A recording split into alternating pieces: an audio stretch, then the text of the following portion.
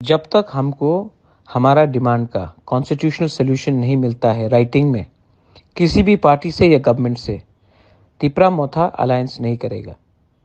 हमको सब पार्टी बुलाते हैं, सब पार्टी बात कर रहे हैं, लेकिन हमने सबको बोला है कि अगले 24 घंटे तक अगर राइटिंग में नहीं दिया हमारा डिमांड तो हम ये इलेक्शन खुद फाइट करेंगे।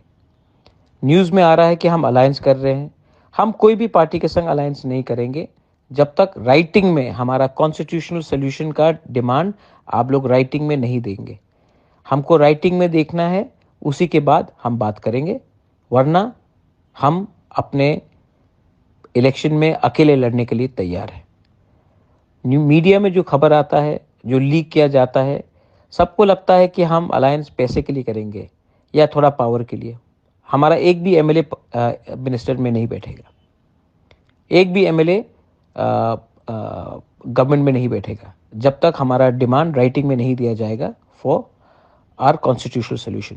संविधान में लिखा जाना पड़ेगा, कानून बनना पड़ेगा, आयन बनना पड़ेगा, तब ही हम बात करेंगे, वरना हम बात नहीं करेंगे। अगर बात करना है तो राइटिंग में भेजिए, वरना इलेक्शन में लड़िए।